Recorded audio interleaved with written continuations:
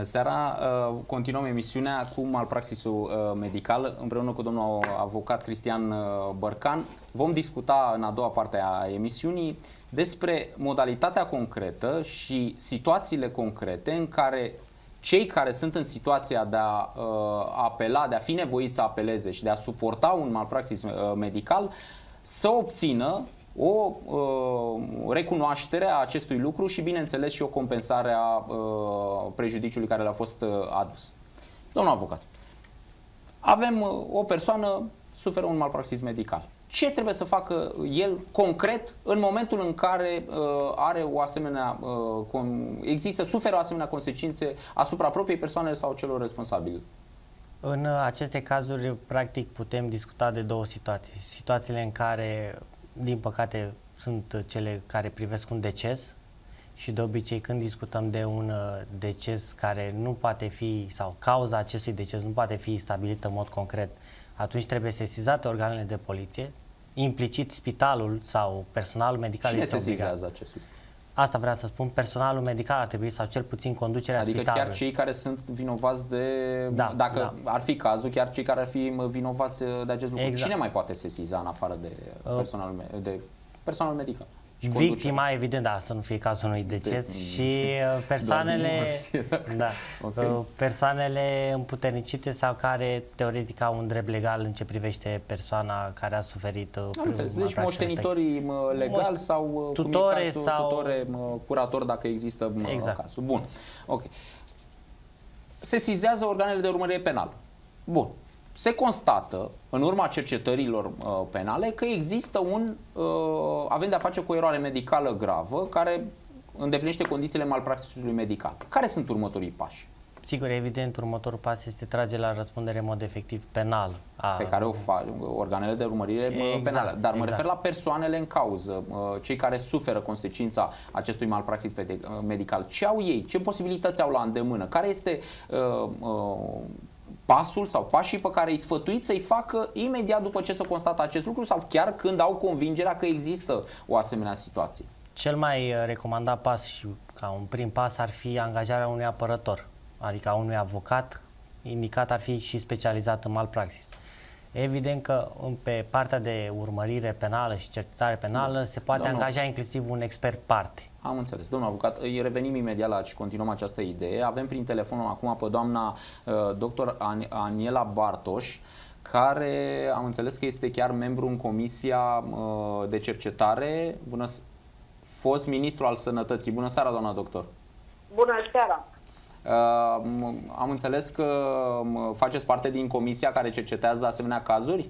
Da, fac parte din Comisia de Disciplină a Colegiului Medicilor București. Am înțeles. Doamna doctor, ne puteți spune în cazurile pe care le are comisia, există o creștere a acestor cazuri în ultimii ani? Nu, aș putea spune că numărul este aproximativ același. Dar dintr-o analiză din interior, așa, pot să vă spun că marea majoritate sunt datorită lipsei de comunicare între medici și pacienți. Am înțeles. Și cum ar putea fi rezolvată această chestie? Un pacient care nu știe exact ce urmează să-i să facă, care sunt complicațiile bolii, care e evoluția naturală a bolii, deși de mai multe ori așteaptă mai mult decât se poate de la doctor și de la tot sistemul. Am înțeles. Dar în cazul în care avem de-a face cu un caz de malpraxis medical... Adevărat, nu vorbim despre el. Sunt convins că există probabil și sesizări care nu au în spate un fundament real, ci sunt doar anumite nemulțumiri al anumitor oameni care nu au cunoștințele necesare. Dar în cazul în care avem de-a face cu un asemenea lucru, dumneavoastră de regulă faceți cercetări aprofundate și luați măsuri împotriva doctorilor sau uneori încercați să apreciați din punct de vedere uman această? Poate pentru că au avut foarte multe cazuri în ziua respectivă, poate pentru că sunt foarte obosiți. Nu se pune astfel problema, ci se cercetează din punct de vedere medical. Și se cere părerea unui expert care face un raport legat de cazul respectiv.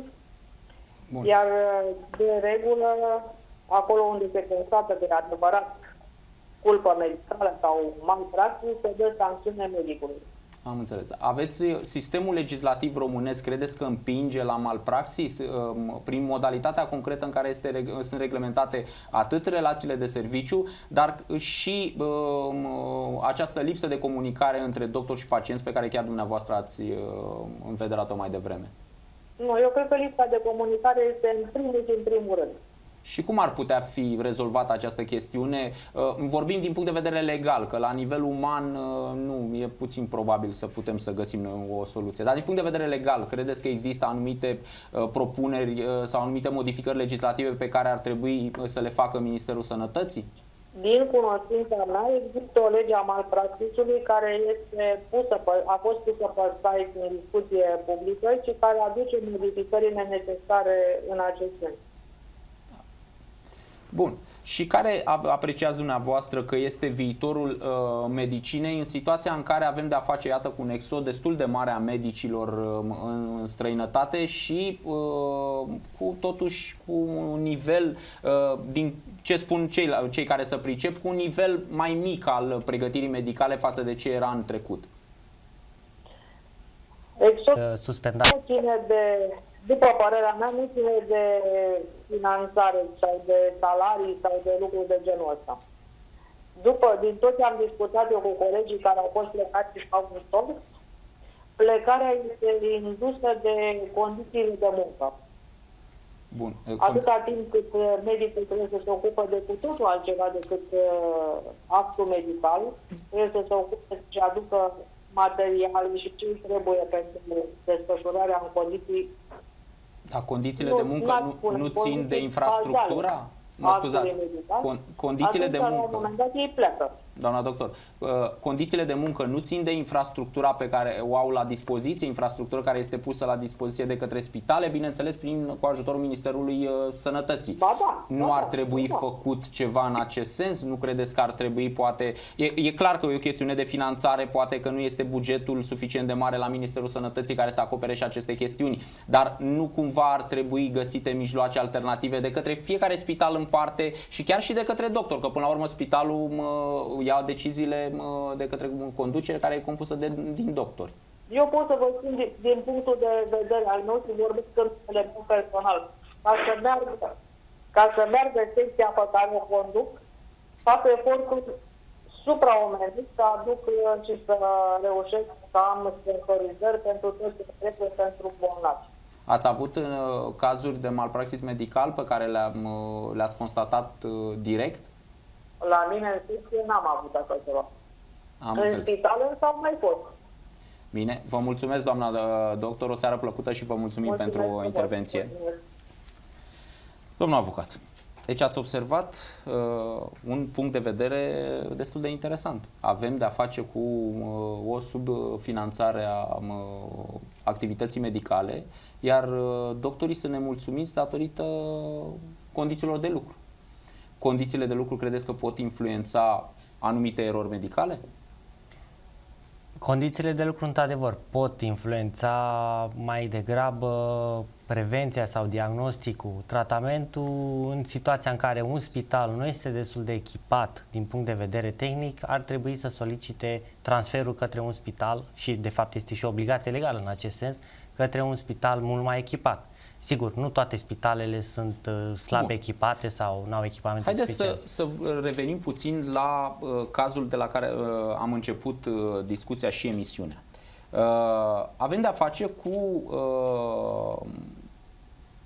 apelarea părinților copilului nou născut decedat, despre care am vorbit, la o maternitate care după naștere s-a constatat că nu avea aparatura medicală necesară pentru a ajuta acest nou născut să treacă peste anumite probleme, respectiv anumite aparate care sunt necesare pentru respirație artificială, chiar și personal medical specializat în ceea ce privește problemele cu plămânii.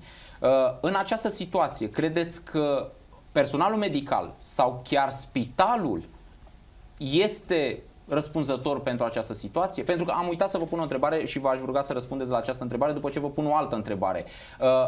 Pentru cazuri de acest gen răspunde inclusiv spitalul? Sau ar putea răspunde inclusiv spitalul, nu doar personalul medical? Desigur, spitalul este răspunzător având în vedere că are o calitate de angajator. Prin urmare, și legea sănătății în sine prevede răspunderea solidară a spitalului alături de personal. Exact, Bun. alături de Și personal acum medical. să revenim la această situație. În situația în care fie doctorii, sau nu neapărat doctorii, personalul medical nu au apelat la specialistul necesar atunci când era nevoie și nici nu aveau ustensilele necesare și aparatura necesară pentru a ajuta această ființă, este un caz de malpraxis? Adică neglijența în a nu avea aparatura necesară atunci când ai nevoie este un caz de neglijență? Poate fi considerat un caz de malpraxis situația dumneavoastră dacă ne aflăm în prezența posibilității de transfer.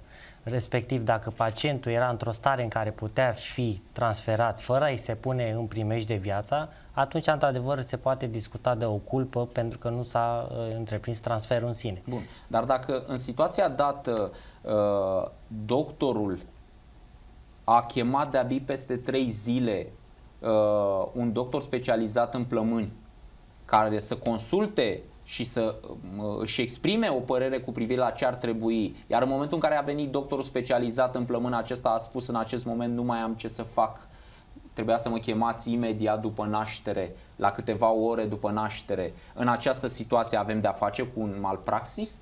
În situația în care s-a identificat de la început necesitatea intervenirii unui doctor specialist și nu s-a dispus această și măsură... dacă nu s-a identificat, nu este vina doctorului? Nu doctorii sau personalul medical ar fi trebuit să identifice această problemă? Că presupun că părinții n-aveau cum să identifice problema cu copilul. Deci cine sunt cei răspunzători? Personalul medical, și care sunt obligați la a constata aceste lucruri. Personalul medical și direcția spitalului, conducerea spitalului, deci spitalul în sine ca persoană juridică, care ar fi trebuit să fie pregătiți pentru situații de genul ăsta, în situația în care oferă servicii de nașteri. Dacă problemele medicale puteau fi identificate de la început, atunci da, suntem în prezența unui caz de malpraxis. Bun. Și dacă nu puteau fi identificate, cazurile în care nu puteau fi identificate, cum pot fi lămurite? Pentru că e o graniță care poate fi foarte mare sau foarte subțire între cazuri în care puteau fi identificate și cazuri în care.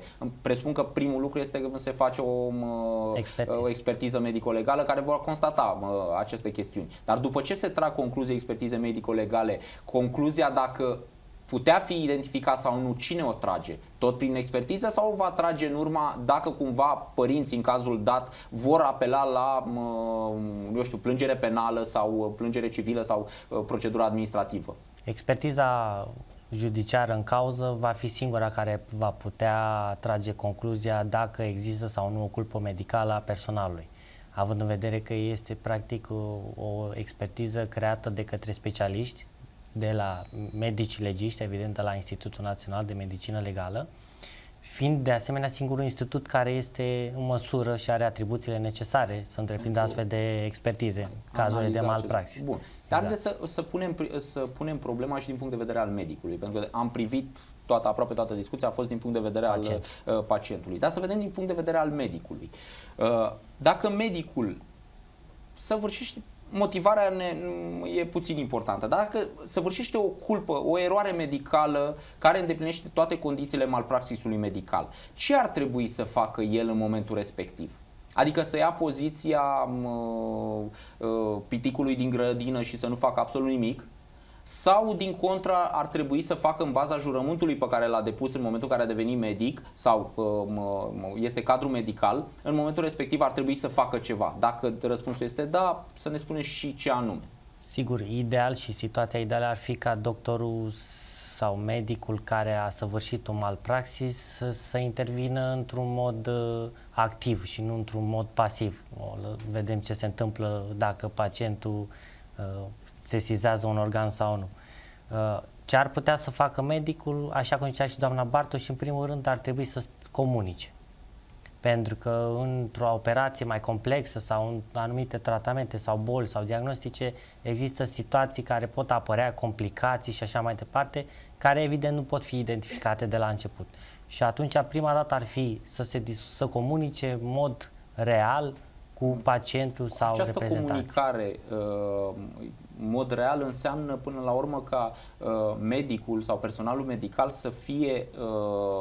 să-i vorbească pacientului pe limbajul pe care îl poate înțelege, că dacă vine un medic și îi spune anumiți termeni medical pe care pentru el nu are niciun înțeles, aceea medicul și-a făcut meseria, a transmis informația respectivă, dar informația n-a ajuns la sursă, n-a ajuns la pacient. Și atunci nu avem de-a face cu o comunicare, ci avem de-a face cu o poziționare a fiecăruia într-o poziție în care să putem după aceea să spunem, dom'le, eu am comunicat, i-am spus ce avea, dacă n-a înțeles, e treaba lui. În practică, cum se întâmplă de regulă? Personalul medical, pentru că doamna Bartoș, ați observat, spunea faptul că această lipsă de comunicare este a fost principalul argument care conduce de regulă către sesizarea comisiei cu cazuri de malpraxis. Cum se întâmplă în practică? Din punct de vedere legal, medicul este obligat să-i prezinte tratamentul, diagnosticul și intervenția chirurgicală în cuvinte pe care pacientul le înțelege. În caz contrar, atunci nu s-ar putea discuta de o explicare concretă a medicului. Ok. Continuăm după o scurtă pauză de publicitate. Vom relua discuția după o scurtă publicitate. Ne revedem în curând.